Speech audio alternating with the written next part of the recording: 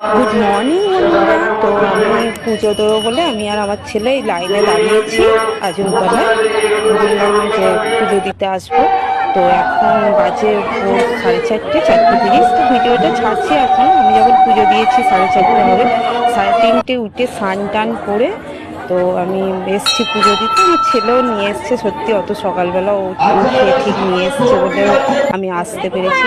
আর সত্যি বলতে কি বন্ধুরা, ভগবান সত্যি আছে। ভগবান বলে না, যদি সত্যি মনে তুমি ওনাকে চাও না যে তুমি ওনার কাছে পুজো দিতে, তো মা ঠিকই ব্যবস্থা করে দেয়। আমি ভেবেছিলাম ডিউটি যাবো 8টার সময়, এদিকে ঢুকতে হবে অফিসে, খুব কড়াকড়ি করে দিয়েছে, আমি বোধহয় পুজো দিতে পারবো না। এরপরে খুব জাগ্রত মানে সারা বছর ওনার পুজো হয়। ওনার গাছ স্বরূপ, মানে গাছের মধ্যে উনি বিরাজ করছে মা। এখানে প্রচুর লোক দণ্ডিও কাটে, মানে প্রচুর জাগ্রত। 12টার পর থেকে সারাদিন পুজো হচ্ছে বন্ধুরা।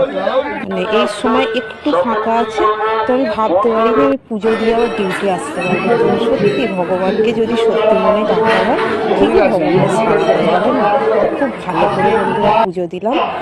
যে ডন্ডি কাটছে দেখো, অনেক কাঠে এখানে মনোকামনা পূর্ণ হয়।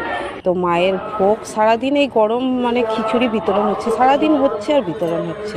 তো আমরা এই খাচ্ছি, এবার বাড়ি যাবো, ডিউটি বেরোবো।